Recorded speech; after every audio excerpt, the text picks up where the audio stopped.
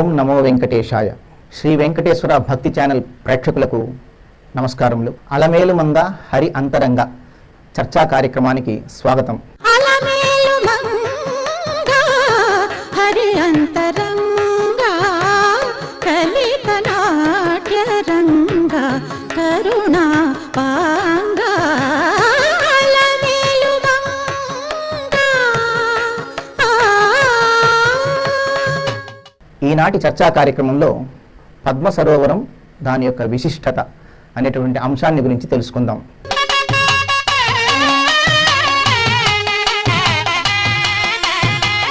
మహిమాన్వితమైనటువంటి ప్రాముఖ్యత కలిగినటువంటి వైశిష్ట్యం కలిగినటువంటి ఈ పద్మ సరోవరం గురించి తెలియజేయటకు పండితులు ఇక్కడికి విచ్చేశారు.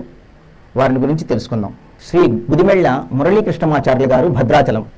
వీరు ఉభయ వేదాంత పండితులు. భద్రాచల దేవస్థానంలో వేద పారాయణదారుగా పనిచేస్తున్నారు. ప్రఖ్యాత సంస్కృత పండితులు. వీరు కృష్ణ యజుర్వేదము, అధర్వణ వేదములను అధ్యయనం చేశారు. శ్రీ అర్చకం మణిభట్టర్ గారు, తిరుచానూరు. వీరు శ్రీ పద్మావతి అమ్మవారి వంశ పారంపర్య అర్చకులు. శ్రీ పాంచరాత్ర ఆగమంలో సుప్రసిద్ధులు. డాక్టర్ శ్రీమతి టికే చూడామణి గారు, హైదరాబాద్. వీరు విశిష్టాద్వైత సిద్ధాంత ప్రచారంలో తిరుప్పావై వంటి అనేక ప్రవచనాలు చేస్తూ ధార్మికోన్నతికి పాటుపడుతున్నారు. శ్రీ రంగి సత్యనారాయణ గారు, హైదరాబాద్. వీరు కేంద్రీయ విద్యాలయం హైదరాబాద్ నందు పనిచేయుచున్నారు. సంస్కృత అధ్యాపకులు. రాష్ట్రపతి ఉత్తమ ఉపాధ్యాయ అవార్డీ. మురళీస్వామి, అమ్మవారు ఉద్భవించిన పద్మ సరోవరం యొక్క విశిష్టతను గురించి తెలియజేయండి. పద్మ సరోవరం యొక్క విశిష్టత భగవంతుని ద్వారానే అది నిర్మించడం అనేది ప్రధానమైనటువంటి ఒక విశిష్టత. భవిష్యోత్తర పురాణంలో భగవంతుడైన శ్రీనివాసుడే అమ్మవారి యొక్క అనుగ్రహం కోసం పద్మ సరస్సును గోకర్ణ మాత్రంగా తాను విస్తారంగా ఉండేటట్లుగా నిర్మించి, ఇంద్రస్యానుమతే వాయో రుక్మ పద్మాని చాహర, నీవు స్వర్గలోకానికి వెళ్ళి బంగారు పద్మాన్ని తీసుకురా, నేను ప్రతిష్ఠిస్తా. ఈ ప్రతిష్ఠించిన రుక్మ పద్మాలతో ఉండే సరోవరం అమ్మవారి యొక్క అనుగ్రహానికి పాత్రమవుతుంది, తద్వారా అమ్మ యొక్క అనుగ్రహం కలుగుతుంది అని తానే పంపించినట్లు, తానే ఆ సరస్సుని నిర్మించినట్లు తెలియడం అది ప్రధానమైనటువంటిది. ఒకటి, అమ్మవారి యొక్క పద్మ సరస్సు మనకి రామాయణంలో కూడా కనిపిస్తుంది. సీతమ్మ తల్లి పంచవటి ప్రాంతంలో స్నానం చేయడానికని తానే ఒక బాణంతో ఒక సరస్సు నిర్మించి అది పద్మ సరస్సుగా దానికి పేరు పెట్టి అందులో స్నానం చేయమన్నట్లుగా మనకి రామాయణంలో తెలుస్తుంది. అది ఈనాటి భద్రాచల ప్రాంతం పర్ణశాలలో ఉన్నది. ఇప్పటికీ సీతమ్మ అక్కడ స్నానం చేసింది అని చెప్తారు. పద్మసరసి స్నాతాయాం అని. ఆ రకంగా పద్మసరస్సు అక్కడ కనిపిస్తుంది. ఇది పద్మసరస్సు భగవంతుడే నిర్మించిన సరస్సు. అది భగవంతుడు రామావతారంగా ఉన్నప్పుడు నిర్మించిన సరస్సు. అది అమ్మవారి యొక్క అనుగ్రహం కోసం నిర్మించిన సరస్సు. ఇది దీనికి ముందు ఉండే ప్రత్యేకత. రెండవది, ఈ సరస్సులో నుంచే అమ్మవారు ఒక సహస్రదళ వికచమైనటువంటి పద్మం ఎంతో ఆవిర్భవించి అందరికీ తేజోరాశిర్ మహానభూతని గొప్ప తేజోవంతమైనటువంటి ఆవిర్భావాన్ని పొందిన సరస్సు. అంటే అమ్మవారు పుట్టిన సరస్సు, అమ్మవారి కోసం తపస్సు చేస్తున్న శ్రీనివాసుడు నిర్మించిన సరస్సు. దీనికి శ్రీనివాసుడే అమ్మ యొక్క ఆవిర్భావం తర్వాత సరస్సును దీవిస్తూ నీకు పద్మవాపి అని, పాద్మం అని, పద్మసరహ అని బిరుదులిస్తున్నా, నీకు ప్రఖ్యాతిని పొందుతావు. ప్రథితం త్రిలోకి ప్రథితం ఈశః, 3 లోకాల్లో ప్రథితమైన కీర్తిని పొందుతావు. కారణం, నేను అమ్మను పొందడానికి నీవే కదా ప్రధాన కారణం. నీ సరస్సు చూసి అమ్మ అనుగ్రహించింది, నీ యొక్క నీటిలో ఉండే పద్మాలు చూసి అమ్మ ఇక్కడికి ఆవిర్భవించింది. కాబట్టి తదవావత్తయే విభుః, నేను అమ్మవారిని పొందడానికి నీవు కారకమయ్యావు. కాబట్టి నీవు పద్మావతి అమ్మవారిలాగే పవిత్రమై ఆ పాద్మం అనేటువంటి పేరుతో, పద్మవాపి అనే పేరుతో 3 లోకాల్లో ప్రసిద్ధిని పొందుతావు అని భగవంతుడు వరణించినటువంటి ఒక గొప్ప సరస్సు. చాలా చక్కగా వివరించారు స్వామి. మణిస్వామి, కార్తీక బ్రహ్మోత్సవంల చివరి రోజున పంచమీ తీర్థం జరుగుతుంది. ఉదయం 11:30 గంటల పైన అది లగ్న నిర్ణయం అవుతుంది కదా. దేని ఆధారంగా లగ్న నిర్ణయం చేసి చక్ర స్నానం చేస్తారో దయవించి తెలపండి.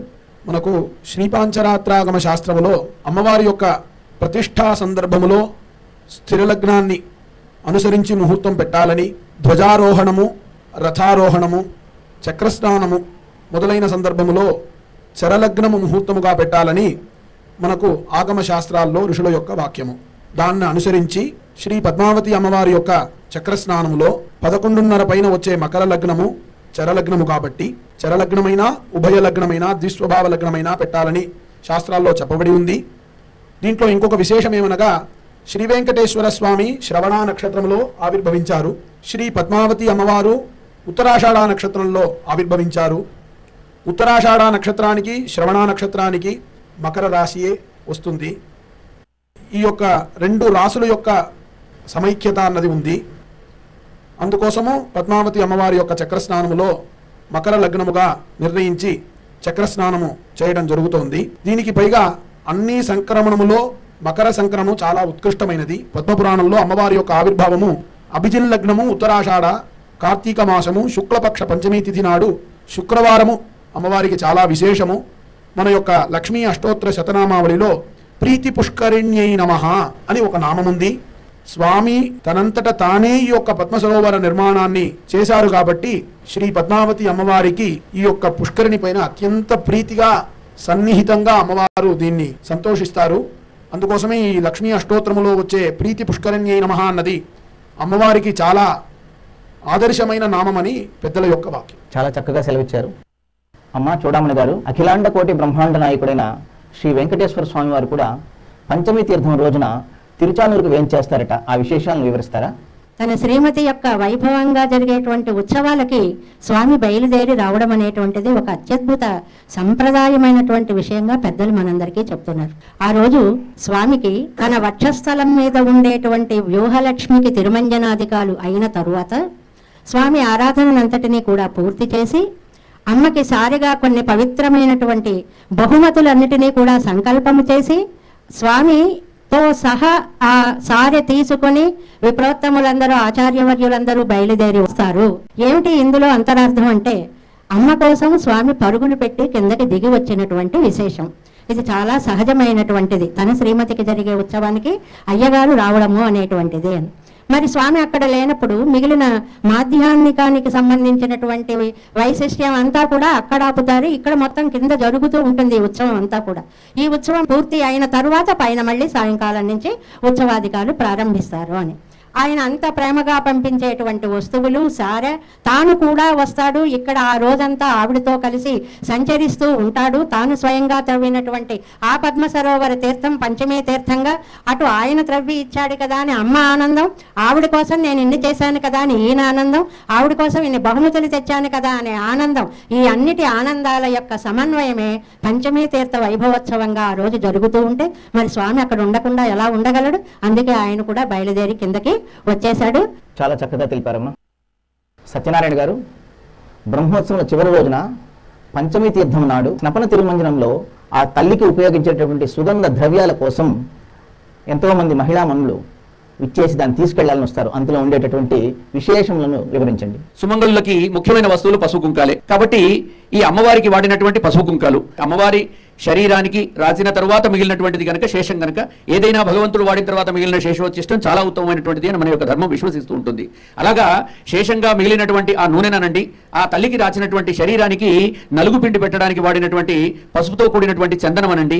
మనం సింహాచలంలో కూడా చూస్తూ ఉంటాం. వలుచందనం అని చెప్పి వలిసిన తర్వాత వలుచందనానికి ఎంతో ప్రాముఖ్యత ఉంటుంది. దానికోసం తహతాలాడుతుంటారు భక్తకోటి. అలాగా ఇలాంటి ఈ భక్తకోటి అంతా కూడా వేలాదిగా లక్షలాదిగా చేరుకున్నటువంటి సుమంగళులంతా కూడా మా తల్లి పద్మావతి అమ్మవారి శరీరానికి వాడగా మిగిలినటువంటి ఆ నలుగు పిండిని మాకివ్వండి అంటూ తహతాడలాడంలో ఆశ్చర్యం లేదు. ఈ విధంగా అమ్మవారికి వాడినటువంటి వస్తుశేషాలన్నీ కూడా తలా కాస్త పంచుకొని పవిత్రంగా వాటిని ఇంటికి తీసుకెళ్లి పూజాగృహంలో పెట్టుకొని, ఎందుకంటే మన ఇళ్లలో కూడా ఎక్కువగా మనం అర్చామూర్తుల్లో పెట్టుకుంటాం కనుక మన ఇళ్లలో ఉన్న అర్చాస్వాముల దగ్గర ఈ వస్తువులను స్థాపించి ఆ వస్తువులను పూజించడం, ఆ వస్తువులను మనం గ్రహించడం, దాన్ని అతి పవిత్రంగా మూర్ధన్య స్థానానికి అలంకరించుకోవడం అనేటువంటిది మన దగ్గర జరుగుతూ ఉన్నటువంటిది. అలాగే తీసినటువంటి పసుపు గౌరమ్మను కూడా మన వాళ్ళు ముఖానికి రాసుకోమని చెప్పి అర్చక స్వాముల వారి పూజాంతంలో ఇళ్లలో ఏవైనా పూజలు వ్రతాలు జరిగినప్పుడు ఇస్తూ ఉంటారు.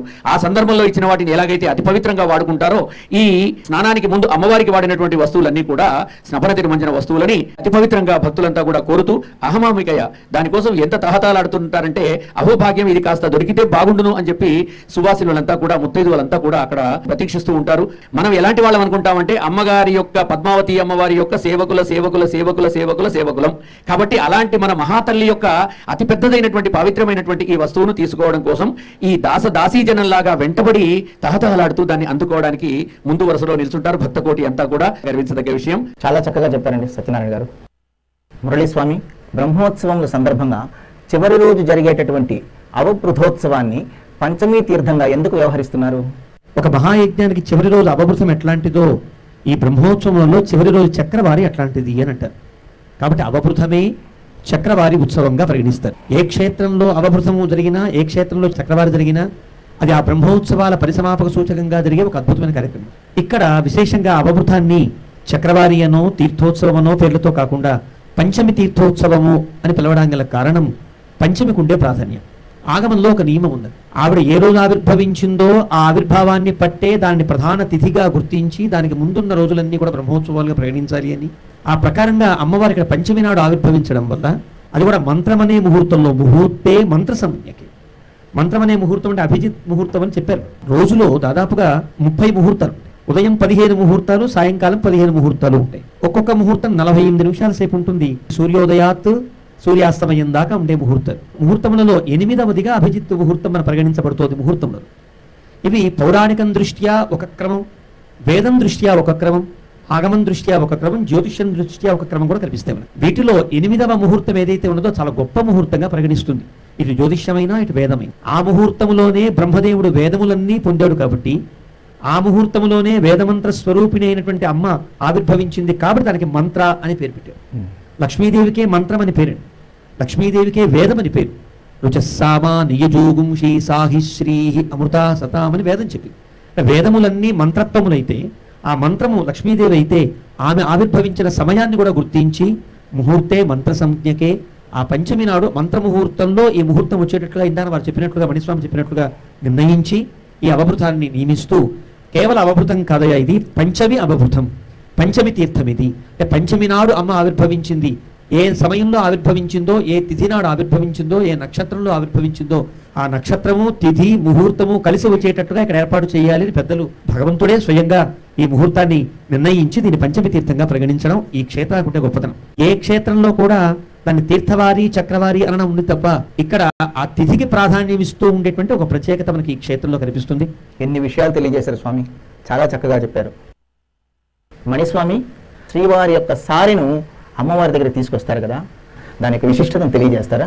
అఖిలాండ కోటి బ్రహ్మాండ నాయకుడైన శ్రీ వెంకటేశ్వర స్వామి వారి యొక్క పట్టపురాణి అయిన శ్రీ పద్మావతి అమ్మవారి పంచమీ తీర్థ మహోత్సవానికి శ్రీవారి ఆలయంలో వైభవోపేతమైన కార్యక్రమాలు జరుగుతాయి. అమ్మవారికి సమర్పించవలసిన పసుపు, కుంకుమ, పసుపు కొమ్ములు మొదలైన మంగళ ద్రవ్యాలను లడ్డు, వడ, జిలేబీ, అప్పము మొదలగు భక్ష్య ప్రసాదములను స్వామివారికి నివేదించిన అనంతరము ఒక పెద్ద పసుపు గంపలో ఈ యొక్క పసుపును స్వామివారికి సమర్పించిన దివ్య వస్త్రము, దివ్యాభరణము, ఈ దివ్యమాల పుష్పము నిక్షిప్తం చేసి పెద్దజీంగార్ స్వామి ఆనంద నిలయ విమాన ప్రదక్షిణ పురస్సరముగా అర్చక స్వాములు, శ్రీకార్య నిర్వహణాధికారి మొదలగు అధికార బృందము మంగళవాద్యములతో ప్రదక్షిణ పురస్సరముగా నడిచి ఈ యొక్క మంగళ ద్రవ్యాలను అలిపిరికి చేరడం జరుగుతుంది.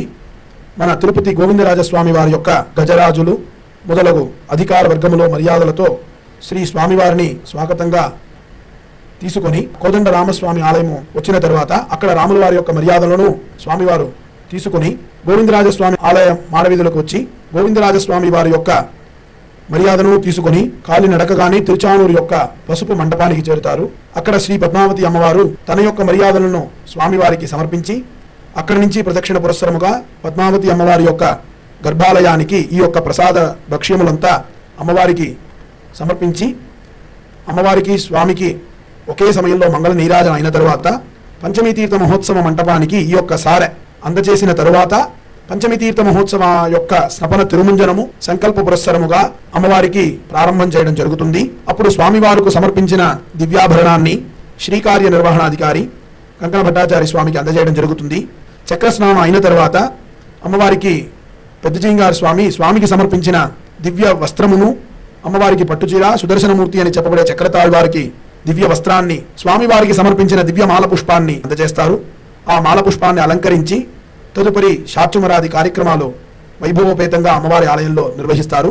రాత్రి అమ్మవారి మూల విరాటికి ఈ యొక్క పసుపు కొమ్ములు, ఉత్సవులకు సమర్పించిన పెద్దమాల మూలవర్లకు సమర్పించి స్వామి నివేదించుకున్న లడ్డు, అప్పము, జిలేబీ మొదలగు ప్రసాదములను మూలవర్లకి, ఉత్సవర్ల పద్మావతి అమ్మవార్లకి నైవేద్యం అన్నది విశేషముగా జరిగే కార్యక్రమం. కళ్ళకు కట్టినట్లు చాలా చక్కగా వివరించారు స్వామి. అమ్మ చూడమణి గారు, అలర్మేల్ మంగమ్మకు జరిగే ఉత్సవాల యొక్క ప్రాశస్త్యాన్ని గురించి వివరించండి అమ్మా. అసలు ఉత్సవం అంటే ఏమిటి? ఆనందాన్ని కలిగించేది. ఎప్పుడు మనసు ఆనందంగా ఉంటుందో అప్పుడల్లా పండగే. పద్మావతి అమ్మవారిని సేవించడానికి వచ్చేటువంటి భక్త కోటి ఆ అమ్మని దర్శించుకోవడమే తమ జీవిత సాఫల్యంగా భావిస్తారు.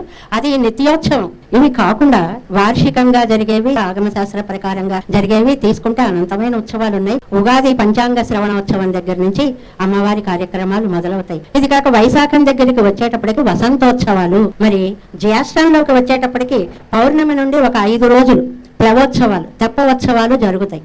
ఆ తర్వాత భాద్రపద మాసం దగ్గరికి వచ్చేటికి పవిత్రోత్సవాలు జరుగుతాయి. ఇంకా చెప్పేది ఉంది, కార్తీక మాసం అంటే అన్ని మాసాలలోనూ కూడా ఉత్కృష్ట మాసం అయిపోయింది.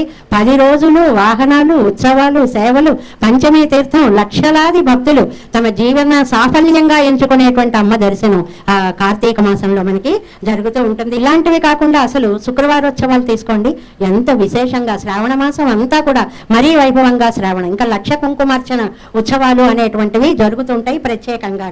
ఇంకా పుష్యమాసాన్ని తైమాసము అని అంటారు. ఆ తైమాసంలో శుక్రవార పూజలకి చాలా ప్రాధాన్యం ఉంటుంది. ఇన్ని ఉత్సవాలకి మకుటాయమానమైనటువంటిది పంచమీ తీర్థోత్సవం. ఇంకా అనేక ఉత్సవాలు చోటు చేసుకుని ఉన్నాయండి. దేనికి దానికే ఎంతో వైశిష్ట్యం ఉంది. అలాంటివి చూసి తరించినటువంటి భక్తులందరూ కూడా ధన్యులు. చాలా చక్కగా తెలిపారమ్మా. సత్యనారాయణ గారు, బ్రహ్మోత్సవంలో చివరి రోజున పంచమీ తీర్థం నాడు ఆ తీర్థాన్ని మనం ఒక్కరమే కాదు, మన ఊరు ప్రజలు కూడా తీసుకెళ్ళాలి అనే ఒక దివ్యమైనటువంటి భావనతో భక్తులందరూ కూడా ఆ తీర్థాన్ని తీసుకెళ్లే సంప్రదాయం ఉంది. దాని గురించి, ఆ వైభవాన్ని గురించి తెలియజేయండి. తీర్థం అని మీరు అన్నారు కనుక ఇక్కడ 3 విషయాలు ఉన్నాయండి. ఆ తల్లి యొక్క ఉత్సవ సమాప్తికి సంకేతం. రెండవది చక్ర స్నానం చేసినటువంటి జలం. చక్రం ఎలాగో పవిత్రమైనటువంటిది మనందరికీ తెలుసు. సుదర్శన షట్కంలో చక్రం యొక్క గరిమను, గొప్పతనాన్ని అత్యద్భుతంగా వివరించారు సుదర్శన షట్కంలో. ఆ సుదర్శనం దాని పేరులోనే అత్యద్భుతమైనటువంటి అర్థం ఉన్నది. అలాంటి చక్రరాజానికి స్నానం చేయించినటువంటి జలం నిజంగా పవిత్రం అవుతుంది. అసలు జలమే పవిత్రమని మన శాస్త్రాలు ఉద్ఘోషిస్తున్నాయి. అందుకే మన వాళ్ళు ఏదైనా వస్తువును శుద్ధి చేయాలంటే 2 వస్తువులతో శుద్ధి చేస్తారు. తీర్థోదకం, అక్షతలు. క్షతము కానివి అక్షతలు, తీర్థోదకం అంటే మంచినీరు. నీటిని చల్లితే వస్తువు శుభ్రమవుతుంది. ఈ ప్రపంచంలో శుద్ధి చేయబడినటువంటి వస్తువులు మళ్ళీ 2 ఉన్నాయి. తీర్థోదకంచ వన్నిశ్చ నాణ్యత శుద్ధిమర్హత. తీర్థోదకం అంటే పవిత్ర తీర్థరాజములోని జలం, అలాగే అగ్ని. ఈ రెంటిని దేనితో కడగలేం. అంటే అవే వేరే వాటిని మలినాన్ని శుభ్రం చేసే వస్తువులు కనుక వాటికి మలినం అంటూ అంటదు. ఎక్కడైతే ఈ చక్రరాజానికి స్నానం ఆచరింపచేస్తారో ఆ సరోవరంలో భక్తులంతా కూడా స్నానం చేసి ఆ పవిత్ర జలాన్ని శిరస్సు పైన చల్లుకొని ఆ పవిత్ర జలాన్ని తమ ఇంటికి తీసుకెళ్లి పవిత్రమైన స్థలంలో దాచుకుని ఇళ్లలో ఎప్పుడైనా భూమి పూజలు గాని ఇంట్లో పవిత్ర కార్యక్రమాలు గాని జరిపించినప్పుడు ఈ పుణ్య తీర్థోదకాన్నంతా కూడా ఆ వచ్చినటువంటి బ్రాహ్మణ గురువు గారితోటి ఇల్లంతా చల్లించుకోవడం పుణ్యావాచన సందర్భంలో కూడా మనం చూస్తూ ఉంటాం. ఆ విధంగా చక్రస్నానం చేసినటువంటి పవిత్ర జలాన్ని మన ఇళ్లలో పెట్టుకుంటే అనేక రకాలైనటువంటి శుభాలు మనకు కలుగుతాయనేటువంటి ఒక పరంపర మన హైందవంలో ఉంది. గంగా, సింధు, సరస్వతి, యమున, గోదావరి, నర్మదా అన్ని రకాల నదుల యొక్క ఆ సాన్నిధ్యం ఆ సందర్భంలో ఈ పుష్కరిణిలోకి వస్తుంది. అలా వచ్చినటువంటి పుష్కరిణిలో స్నానం చేయించినటువంటి జలం కనుక ఆ జలం అత్యంత పవిత్రమైనటువంటిది, శుద్ధమైనటువంటిది, పావనమైనటువంటిది. తీర్థ ప్రాశస్త్యం గురించి చాలా చక్కగా వివరించారండి. ఇంతవరకు అలమేలుమంగ హరి అంతరంగ చర్చా కార్యక్రమంలో పద్మ సరోవరం యొక్క విశిష్టతను గురించి అద్భుతంగా చెప్పినటువంటి అందరికీ కూడా మనం ధన్యవాదాలు అర్పించుకుంటున్నాం. నమస్కారం. ఓం నమో వెంకటేశాయ.